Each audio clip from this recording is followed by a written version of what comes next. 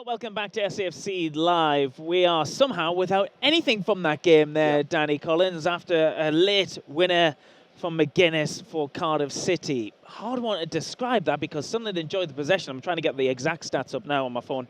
But try and sum up that game for people. Frustrating, I think, from our point of view. At times we were at it, how we've seen ourselves so far this season. I think difficult though, when you come up against the team, they do sit back deep. They'll have had a game plan coming here today thinking, yes, Sunderland are going to have more percentage of the ball than us, probably 70 odd today, I'd imagine. You're looking at the stats there. But it's what you do with it at times. And yes, Anik has been forced into a few saves. What we got, 66%, there you go. But yeah, did they have too many opportunities themselves? No, they could have wrapped it up a little bit more comfortable at the end there on the counter-attack. But that's all it's come down to, isn't it? Set play, we give the ball away cheap at times in the build-up to that corner as well. And then we've been punished. So yeah, coming off, you can feel it's deflated in the stadium. It's flat after that run we've been on as well. And to concede the points in the manner in which we have done it's a massive disappointment. And not just that about the stadium atmosphere. It was waiting for something to ignite it all afternoon, wasn't it? And the Sunderland fans stuck with the side. They were very patient, as were Sunderland in possession, but it was those cutting moments, the almost moments that just weren't there this afternoon for Sunderland. Yeah, weren't quite there. I think Jack, second half, trying to get going down this left-hand side, and I said him and Niall did link up really well at times, little give and goes. But then towards the end there, they doubled up really well on Jack. Perry NG was half decent against him at times. Yes, he gave a few free kicks away. And then Collins on the other side as well. We obviously made changes. Hemi coming off the bench. Don't think he had an opportunity. Rusin was waiting for a few minutes to come on, thinking at 0-0, I'm going to get that one opportunity. It's made for him there to come off the bench and get the winner. But unfortunately, while he's waiting on the touchline, the ball ends up in the back of our net. So, yeah, credit to Cardiff. They've stuck to their game plan. They slowed it down at times. You could feel the frustration in the stadium. Set plays, throw-ins, walking across, taking their time. But they're the ones getting back on the coach with 3 points.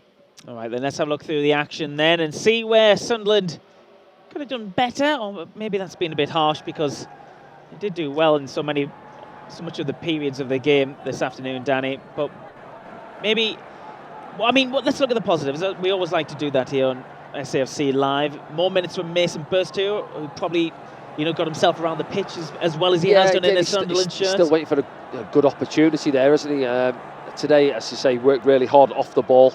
But clear-cut opportunities weren't there for him. I thought Dan Neil was excellent for the majority of the game, pulling the strings in there, mixing his range of passing up, tackles, doing all the jobs and responsibilities you want from a midfielder. And you see it there now at times. Link-up play was good. Abdullah Bar involved there. Could Bar have struck that himself? Yeah, he could have done. You see, as he gets it back now, once we sort of favoured right foot there, touch inside and bang. Maybe the angle's against him and he gets his head up and it's good composure. Just squares it for Alex Pritchard. Doesn't quite catch it, almost slices it a little bit off his boot, I think. And then, see there, defender does really well. Give him credit, he gets back, celebrating on the floor, isn't he? Gutas, the centre-back. But always difficult. I said it in comms there, it doesn't matter what level you play at. Man City, you see this time and time again, teams just pack the box and get bodies behind the ball at the 5-4-1 at times, and it's difficult to break down. It was difficult to break down, but it wasn't like a League One situation we saw here a few times, did it? When everyone was in the box for the whole time. Cardiff did look a bit edgy when they broke, didn't they? Yeah, sometimes you almost want the opposition to have some of the ball, so it draws a few of their players out, and then you can obviously catch them on the counter-attack if you like, on the turnover of possession, But they didn't have too many opportunities. Towards the end of the first half, we said it there, where they were almost allowing us to have the ball and we were gaining 5 yards, and then we were getting 1 or 2 half chances, weren't we? And they were quite happy for us to have the ball, weren't they? Yeah, they were. You see there, this is sort of moments for them, half chances at best. Not even that, overhit cross on that occasion. That one there for Mason, lovely spot from Luke over the top. He's just pulling that movement in between centre-back and full-back. Maybe just a fraction ahead of him on the stretch, isn't he? See now trying to bring it down out of the sky. So he'll be frustrated, Mason, he's got himself into the starting 11. That's 3 or 4 games he's had now. Yeah. Still to get off the mark, isn't he? So yeah, now he knows that Rusin's waiting to come in. You've got Hemir there as well. And for all the good play we have, we need to get one of these strikers firing as well. You'll be looking around other strikers who will be on 5, 6, 7 goals at this stage of the season.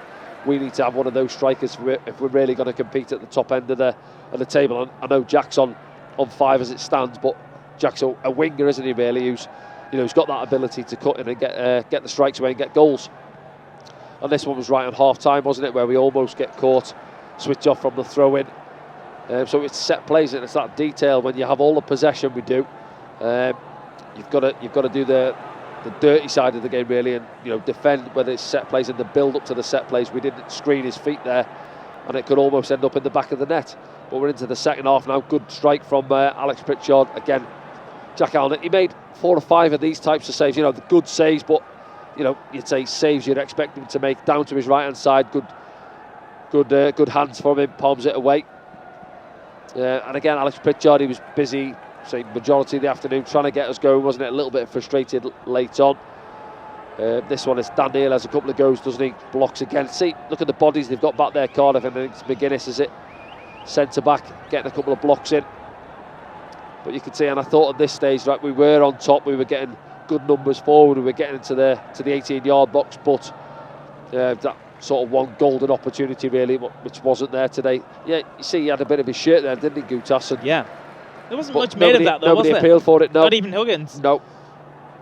And then, as I say, as long as the scoreline stays at 0-0, they're going to grow in confidence. They made credit to them. They made 3 changes at the top end of the pitch. Yep. Atete come on. I thought he was a handful. Worked his way into the box on one, which we'll see in a minute, where Luke made the tackle. And then the 2 outside of him, Colwell and Tanner was the other one, wasn't he? But yeah, they stayed in there, and you think they're going to get that one opportunity, and sure enough, from the corner, they get the goal. Just looking at more opportunities here for Sunderland. It was at this point when Adal Al-Shish was on as well. Yeah, on he the field. had a bright sort of spell, didn't he? And there, he can't get anything on it. It's a good ball in from Hume, and if he gets contact on there, good contact, it's flying past the goalkeeper, I think. And this one, Jack gets in, doesn't he? Goes past a couple, pulls it back. Yeah, Patrick doesn't get a clean strike on it. And I think this gets set back to Trey Hume for the strike. So back now, we don't see it in the second one. Do you think he might have just scuffed it a little bit? Yeah, he's either played it off his other foot or just stubbed it into the ground a little bit, and then Trey on the follow-up, isn't it? And it's another block. It's McGuinness actually in with the block. McGuinness on that one, yeah. Yeah, there's that one from Atete. He works his way in, goes past a couple of challenges, and then Luke stabs the challenge in, doesn't he? And it's back to Anthony Patterson. And the game was starting to open up a little bit more. I think it's a handful of Tete. I don't know if he's on loan from Man City, or he was. He played against us for Cheltenham actually when they beat us 2-1 back in League One. But yeah, and here we go again now. So the game was opening up. Lovely strike from El-Shish on that one. Angles against him, but it just sits up from Patrick Roberts, doesn't it? And then good strike, but it's comfortable for Anik at his near post. And here's the goal now. Ball comes in. I think Dan Ballard goes up for it.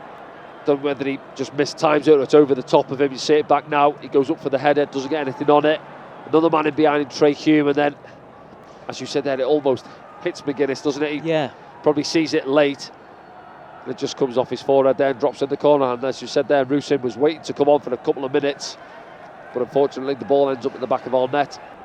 And he's come on there to try and get us a point with a couple of minutes to go. But didn't get that opportunity, and in fact Cardiff had a couple of opportunities on the counter to wrap the game up, didn't they? There's this one from Wintle, good save from Anthony Patterson, down to his right hand side. It's Ollie Tanner who had the best one, which you'll see in a second. Yeah, and Tanner as well. Yeah, I think Colwell picks him out.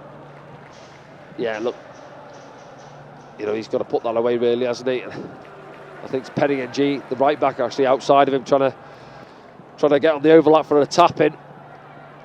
And he blazes it over the crossbar. Yes, so a massively disappointing afternoon on the run we've been in. And I said before the game, give Cardiff credit. They had 3 wins out of their last 4 themselves, but a lot of people would have come here today fancying us, and I did as well. I fancied a few goals in it actually. I think they've averaged 4 goals a game in their away fixtures so far, Cardiff. But no. Disappointing one. Got to dust ourselves. So it can't be too harsh on the boys. Look at the run we've been on. We've been free scoring. We've been tidy at the back. So let's not be harsh on the lads and dust ourselves up, put it to bed, and we look to go again. Yeah, okay then, Danny. At this point, we always look to your thoughts as well here on #AskDanny. Let's see what the fans have been saying around the world. Then Graham's been in touch. Do you think the team has better balance this season and more options? I think we're similar to where we were last season, if we're honest. I think there was always one or two positions talked about, wasn't there? A centre forward, maybe a defensive midfielder. But you look at left back as well. You know, Dennis is injured. We spoke to Adji before the game. They're probably your two options at left back. But Niles, obviously predominantly right-footed, he's doing a job at left back, and I thought Niall was excellent today for the most part. But yeah, you look at the squad. We're a young squad. We're the youngest squad in the league. 22 point something is the average of the squad. But we've had a decent start to the season. We had the Ipswich and Preston 2 defeats, didn't we? Then we've had a decent run of it. And then obviously that one today, a tough one to take. So yeah, in terms of the general squad, I think we've got a good bit of strength and depth there now. Obviously, top end of the pitch, strikers, we've got 3 to pick from really, haven't we? We need to get one of them firing, just said it there. Obviously, Hemi's had a go of it. He's had a few games, can't get off the mark yet. Obviously, Mason's come into the team. He hasn't had a real clear-cut opportunity, I don't think. No, actually, I think Job set one to him. Then he had an opportunity, didn't he? Almost pulled it out of the air. Yeah, and that one there over the top there. But he's working hard for the team. But strikers are obviously judged on goals, aren't they? Yeah. So he wants to try and get off and running. And then obviously you're looking at Rusin coming into it now. He's 24-year-old, isn't he? So get him up to speed in training. And can we get going at the top end of the pitch? But when you've obviously got the likes of Jack, Patrick, Abdullah Bar, you know, in behind them, Job, Alex Pritchard, some good talented players in the squad there who are always going to create opportunities for these boys. So I think if you're looking at the squad, yes, we've got a decent squad. You know, apart from today, obviously, I think we've been in every game as well. But you know, I always fancy us, and I said it before. I always fancy us when we turn up and we've got 7 or 8 players who are at it. Then we are going to give most teams a good game. Let's have a look at the other thoughts here on #AskDanny. Look at this. There's pictures as well. SFC 09 represented here in Istanbul with the lads. Well, Erol Bulut is Turkish, the manager for Cardiff City this afternoon. He'll be happy with today's result. I hope you're having a nice time in Istanbul as well. But yeah, we're going to have a look at the league table in a second, and that'll give us a chance to see where we sit. 8 games played here, Danny. Sunderland are in 5th. A goal difference of 7. 13 points Sunderland sit on. And the games keep on coming thick and fast, aren't they? Because we are playing Friday night against Sheffield Wednesday. You can join us for that one in the Quinn Sports Bar. Tickets are available at sfc.com. And then it's a Wednesday, Saturday again. Yeah, you're looking at, obviously, Sheffield Wednesday, they're struggling, aren't they, since they've come up. But as we've seen today, you know, no games are given, is it? So we've got to get back on it. You know, as I said there, Tony Mowbray, I don't think he'll be too harsh on the lads. We'll obviously listen to what he had to say later on. But yeah, the lads in there, they'll know that they'll be disappointed. You don't need anybody to tell you after a result like that. We didn't deserve to lose the game, let's be honest. You know, we've had a good few chances, dominated possession. But that's all it takes. You know, we said it in the comms there. What's the most important stat in football? It's that one in the top corner more often than not. We haven't put the ball in the back of the net, and Cardiff have managed to squeeze one home. Yes, we will scratch our heads and wonder how we didn't get anything out of that one. And we probably will discuss it on Friday evening. That is Sunderland's next game here on SFC Live. Join us for that one around the world on sfc.com, of course. That's where you can buy your matchday streaming passes for it. Friday night kickoff. 8 p.m. kickoff, which means we'll be on air from around 7:15 in the sports bar, and you can join us for that. Go to sfc.com for tickets for that. I do believe your ticket includes a drink as well. Ours. No, we're not allowed to drink. Well, maybe milk. We'll see how we get on.